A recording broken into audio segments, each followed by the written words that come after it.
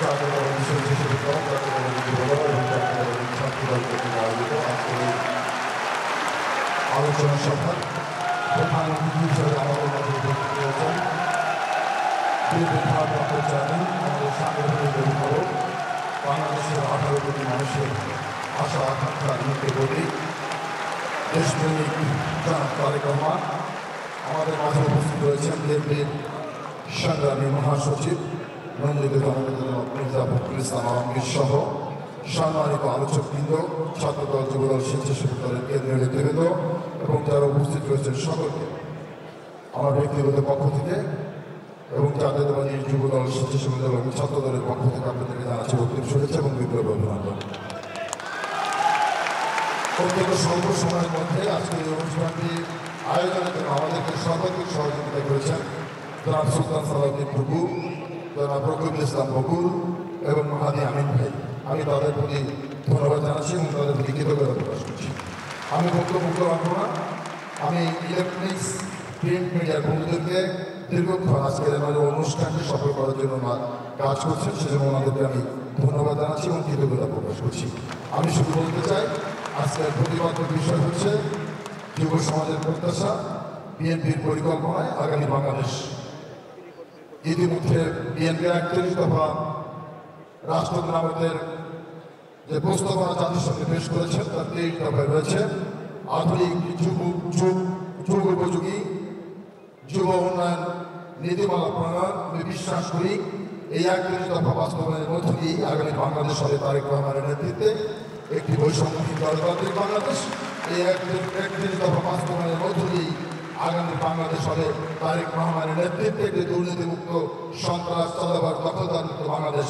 সেই বাংলাদেশের প্রত্যাশায়, সেই বাংলাদেশের প্রতিকায় সকলকে ধন্যবাদ জানিয়ে আমার বক্তব্য শেষ করছি। বাংলাদেশ ধন্যবাদ, জাতীয়তাবাদী যুবদল, জাতীয়তাবাদী স্বেচ্ছাসেবী দল, জাতীয়তাবাদী ছাত্রদল ধন্যবাদ, শহীদ জঙ্গল দেশনেত্রী বেগম খালেদা জিয়া ধন্যবাদ, বিএনপির ভারপ্রাপ্ত চেয়ারম্যান আমাদের সাংগঠনিক অভিভাবক জনাব তারেক রহমান ধন্যবাদ, সকল ধন্যবাদ। বন্ধুরা আমার,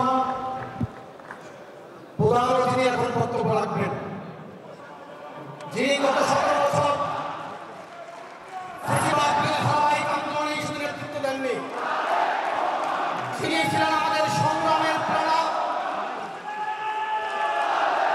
বন্ধুরা আমার, বিএনপি পরিবারের প্রতি নেতা কর্মী অধীর আগ্রহে অপেক্ষা করছে যার নেতৃত্বে একটি নতুন বাংলাদেশ হবে।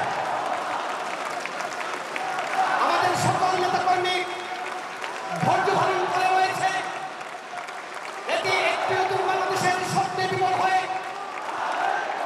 অসংখ্য সন্তানহারা মাতৃকুলের শূন্য থেকে জীবনের সমস্ত সত্তায় ধারণ করে অপেক্ষা করেছিলেন একটি নতুন বাংলাদেশের জন্য।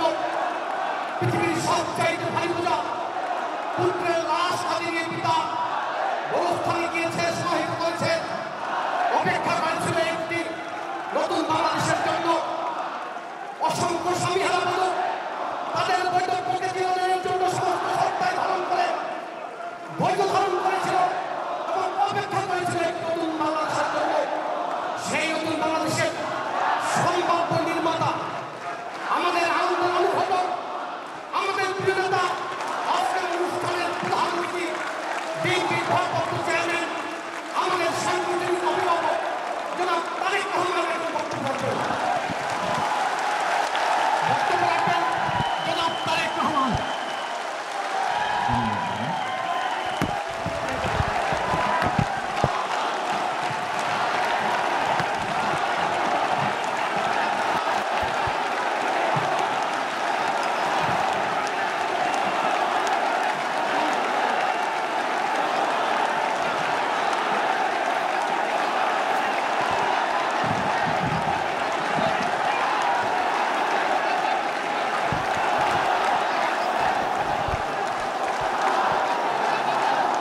Your talking about